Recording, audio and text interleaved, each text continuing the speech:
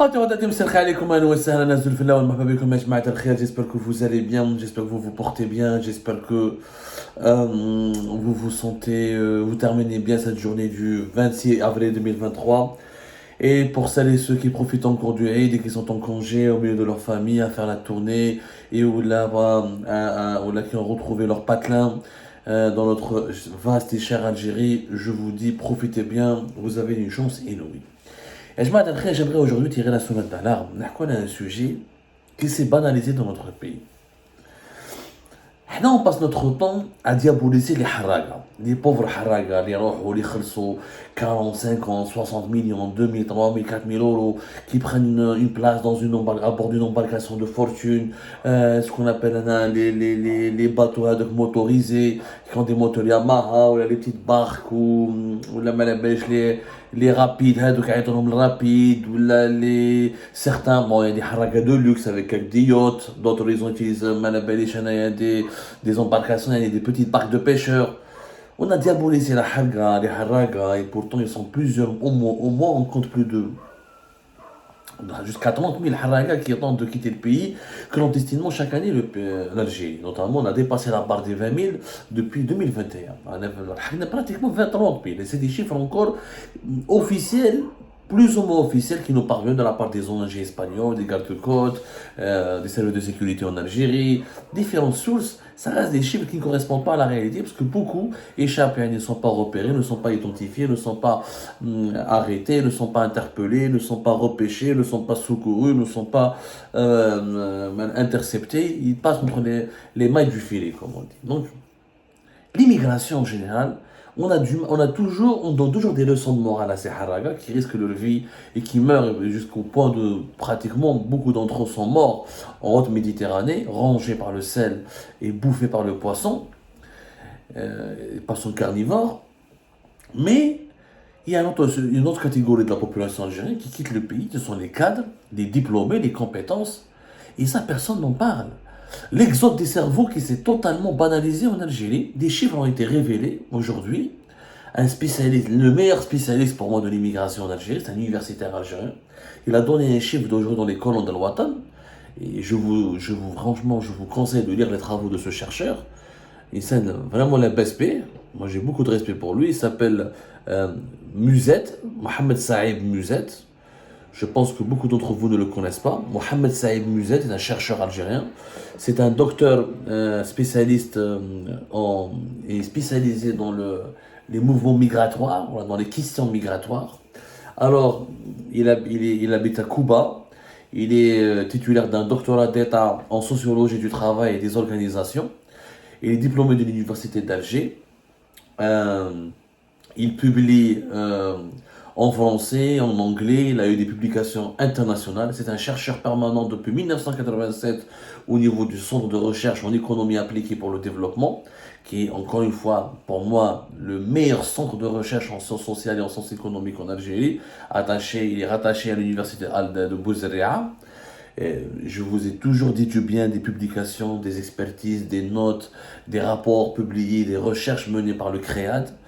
C'est un centre qui s'est spécialisé dans les disciplines liées aux sciences sociales et aux sciences économiques. Mohamed Saïd Musette est une lumière pour moi. Il a déjà dirigé 12 ouvrages collectifs, 24 rapports techniques, 28 articles dans des revenus nationaux et internationaux. Il a encadré des doctorats, il a fait des communications dans plusieurs congrès et séminaires internationaux. C'est un membre du réseau Global Migration Policy qui est basé à Genève, membre du fondateur du réseau des évaluateurs Algérie, membre du réseau des universitaires spécialisés sur l'immigration en Afrique du Nord. C'est un spécialiste de l'immigration. Dans les colonnes d'Al-Watan, il a donné un chiffre, il a fait des évaluations précises. Il a expliqué à Jma que en Algérie, je dis bien en Algérie, nous avons l'équivalent de plus de 40 000 diplômés qui partent chaque année, qui quittent le pays pour aller à l'étranger. Alors, pour lui, il nuance, Mohamed Saïd Musette, il est très modéré, il nuance, il te dit l'Algérie, les jeunes Algériens ne veulent pas tous partir. Et le problème de l'immigration en Algérie, c'est pas le départ de tout le monde, c'est surtout le départ des compétences et des diplômés. ce sont les diplômés qui partent le plus à l'étranger. Ce n'est pas vrai, l'Algérie n'est pas l'un des pays, reste quand même par rapport en Afrique du Nord avec le Maroc et la Tunisie, parmi les pays qui exportent, entre guillemets, pourvoyeurs de migrants, notamment vers l'Europe du Sud, la France, l'Italie et l'Espagne. Mais l'Algérie est trop perdante, énormément perdante, et elle souffre énormément, elle se distingue par rapport aux autres pays dans la catégorie des diplômés qui veulent immigrer. Chaque année, une moyenne de plus de 40 000 diplômés qui quittent le pays. Et lui, comme il explique, c'est une perte colossale pour l'Algérie. Parce qu'il est très difficile de remplacer quelqu'un qui a été formé pendant plusieurs années et qui part à l'étranger pour étudier, pour continuer ses études à l'étranger, ou là pour travailler à l'étranger, et donc pour créer des richesses à l'étranger, pour payer des impôts à l'étranger, pour contribuer au développement de son pays, du pays d'accueil, du pays qui va l'accueillir. Entre-temps, l'Algérie, un médecin, un ingénieur, un informaticien, un électronicien, un ingénieur mécanique, ou un aéronautique, ou un pilote, ou un architecte, ou un enseignant, toutes ces professions, toutes ces compétences, l'Algérie, comme tous les pays du monde, elle met du temps pour les former. Pour former un médecin, elle 10, en moyenne de 10 ans. Un ingénieur, une moyenne de 7-8 ans. Un informaticien, une moyenne de 5-4 ans. Un enseignant, 5-4 ans. Un architecte, 6-7 ans.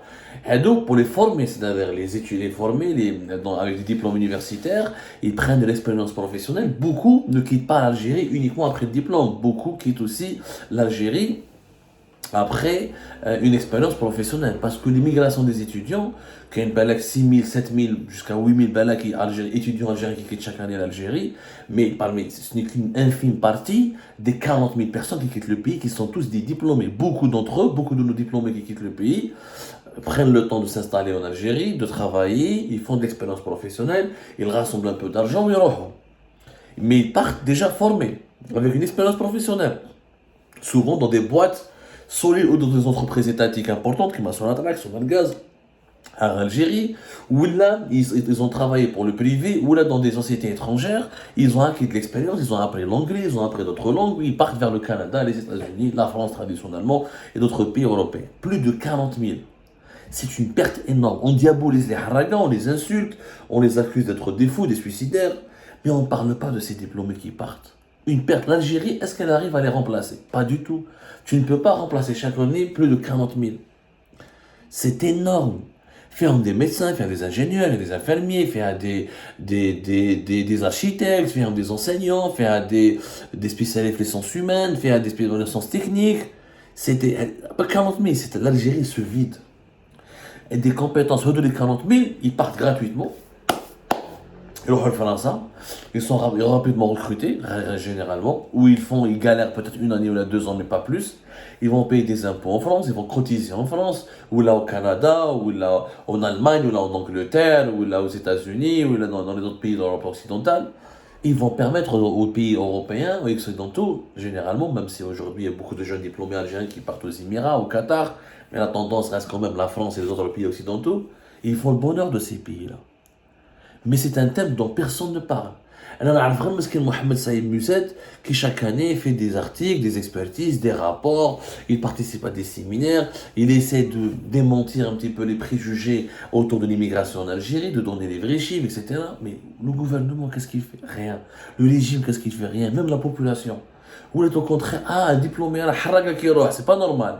Mais un diplômé qui roh, c'est normal, parce qu'on va il est dans la tête. Donc en Algérie, comme si on reconnaît, quand on est intelligent, on ne peut pas vivre en Algérie. Ça sert à rien d'être intelligent de vivre en Algérie, c'est un gâchis. Beaucoup le disent entre nous, un diplômé, qui est même dans, qui est sur le binet, dans la famille, ou la flahawi, ou la entre amis, ou la... mais il est diplômé, il n'a pas quitté le pays, voilà d'ailleurs. C'est un informaticien, pourquoi il ne part pas au Canada? Pourquoi il ne part pas aux États-Unis? Pourquoi il m'a la green card? Pourquoi il n'est pas parti en France? Pourquoi il n'a pas demandé une bourse? Qu'est-ce qu'il faut? Qu'est-ce qu'il attend? Mais c'est devenu comme si l'Algérie est devenue fataliste. On accepte le fait qu'on se vide de nos cerveaux, on se vide de nos compétences et on donne nos compétences et nos cerveaux gratuitement vers les pays étrangers. Oui, la France, l'Allemagne, etc. vont les aider, vont leur donner des bons salaires, vont améliorer leur niveau de formation, vont leur donner les possibilités de s'épanouir. Mais c'est l'Algérie qui les a formés. C'est l'Algérie qui les a formés. C'est l'Algérie qui les a nourris. Ce sont des produits algériens. Et quand les dirigeants algériens rencontrent les dirigeants français ou européens, on parle de visa, faciliter les visas, etc. Justement, ils ne sont pas conscients que normalement, quand ils dialoguent avec les dirigeants européens, pourquoi ne jamais lancer une négociation? Comment récupérer nos cerveaux? Comment permettre à nos cerveaux de travailler en Algérie et à l'étranger en même temps? On vous a formé des cerveaux, ils travaillent chez vous, maintenant ils payent des impôts, ils créent des richesses chez vous, mais nous, on aimerait bien les récupérer ou au moins se les partager. Mais l'Algérie se ferme les yeux. On fait toute une campagne médiatique, on fait toutes des polémiques. Les joueurs de football binationaux, واحد اسمه Van Karankastov, واحد اسمه Christophe, واحد اسمه Jean-Michel. On cherche une once d'algérianité dans un bon joueur de football à la division 2 ou la 3 en France pour le ramener vers l'équipe nationale. Mais les ingénieurs, les scientifiques, les médecins, les chercheurs qui innovent, qui sont dans l'innovation, dans la recherche, dans la science, mais personne ne cherche après eux. Voilà, minhum. خليهم يروحوا, c'est pas grave. Ah, l'Algérie donne gratuitement ses compétences. Ah, nous, on donne gratuitement nos compétences à la France, à la Belgique, aux États-Unis, au Canada, à l'Allemagne. Mais allez, on est des idiots, هنايا. الناس يبيعوا des pays qui Cuba, qui l'Inde, qui le Pakistan, et ont des stratégies comment ils vont monnayer leur cerveau pour quand ils les envoient à l'étranger, les pays d'origine, les pays d'origine de ces cerveaux-là essaient de monnayer leurs services, essaient de continuer à gagner de l'argent en envoyant leurs jeunes les mieux formés pour travailler en Occident ou là dans les pays développés. Non, on les envoie gratuitement. Ou la réalité, c'est que les jeunes diplômés veulent partir, et veulent partir, au moins selon les chiffres qui ont été cités par le même spécialiste Mohamed Saïd Mousset Al-Kriyad, nous avons pratiquement entre presque 40% des jeunes algériens diplômés qui veulent partir. Je dis bien presque 40%. C'est énorme. Minimum 56% des garçons et 44% des filles. Et de plus en plus de filles qui veulent partir, des jeunes diplômés. Pas mal de jeunes filles algériennes veulent quitter le pays, veulent s'installer à l'étranger. La femme s'émancipe, mais quand la femme algérienne s'émancipe, visiblement, ça ne profite pas beaucoup à l'Algérie parce qu'elles veulent partir. C'est énorme. Aujourd'hui, avec ce rythme d'évolution de l'immigration, dans pas longtemps, plus de 50% des diplômés algériens qui vont partir à l'étranger seront des femmes. Alors pour le moment, ce sont 56%, 34% des diplômés. Et ce sont souvent les meilleurs de nos diplômés qui veulent partir. Qui veulent partir et qui veulent rester et s'installer à l'étranger. Une perte colossale. On ne peut même pas la quantifier financièrement tellement c'est énorme. Avec je à 40 000 compétences, des jeunes diplômés et formés. Il faudra, un peu comme c'est des milliers de dollars, d'euros pour former un médecin ou un ingénieur. 40 000 personnes, ce sont des centaines, pour ne pas dire des milliards d'euros et de dollars que nous perdons. Parce que les 40 000 peuvent créer des richesses. Ils peuvent participer à un projet scientifique, à la création d'une entreprise, à une aventure, à une activité industrielle, à une activité entrepreneuriale. Ils créent des richesses. Leur productivité dans les pays développés, elle est importante. Malheureusement, il n'y a pas assez, ce que je reproche, le CREAD devrait s'intéresser à cet aspect. Quelles sont les pertes financières subies par l'Algérie à cause du départ de ces diplômés? 40 000 diplômés, je suis sûr, si on quantifie financièrement cette somme, elle est énorme. Parce qu'un diplômé, non seulement le pays a dépensé beaucoup d'argent pour l'université, pour le prendre prise en charge, l'éducation est gratuite en Algérie, les diplômes sont gratuits en Algérie, l'accès à l'université est pratiquement gratuit en Algérie, ils se forment en Algérie, donc il ne paiera pas ses impôts en Algérie, il ne ramènera pas des recettes fiscales à l'Algérie, il paiera ses impôts, ses cotisations, il permettra au système de retraite européen de s'équilibrer, et il participera à la création de la croissance économique dans les pays européens, alors que la croissance économique en Algérie, elle est nulle et berne, et alors que le pays accuse un retard scientifique important et économique considérable. Ce sont ça les véritables sujets. C'est ça les vrais problèmes du pays. Ce sont des milliards. Le capital humain n'a pas de prix. Les grands économistes, l'école de Chicago aux États-Unis, ce qui est le plus important pour le développement d'un pays, c'est le capital humain. Quand tu as une main-d'œuvre qualifiée, travailleuse, jeune, en bonne santé, tu peux te développer. Nous, cette main-d'œuvre, elle est en train de partir sous nos yeux pour faire le bonheur des autres pays étrangers, et gratuitement. Alors que notre pays s'appauvrit, les jeunes Algériens, les meilleurs jeunes Algériens, les meilleures compétences partent à l'étranger pour créer des richesses ailleurs. Et personne ne bouge le petit doigt pour trouver des solutions. Bien sûr, il n'est pas question d'interdire à ces jeunes de partir, mais il faudra les retenir, les séduire. Il faudra faire des partenariats avec les pays européens ou les développer pour que les jeunes Algériens qui s'installent, les compétences algériennes qui sont là-bas, puissent travailler aussi un peu dans leur pays, investir dans leur pays. Personne ne parle de cela. C'est ça, c'est des pertes de plusieurs milliards en euros et en dollars. Le capital humain n'a pas de prix. Ce qu'un homme, ce qu'une femme peut créer comme richesse durant toute sa vie grâce à ses compétences techniques et scientifiques et managériales, c'est des sommes considérables. Et c'est une richesse la plus précieuse. Et c'est ça le véritable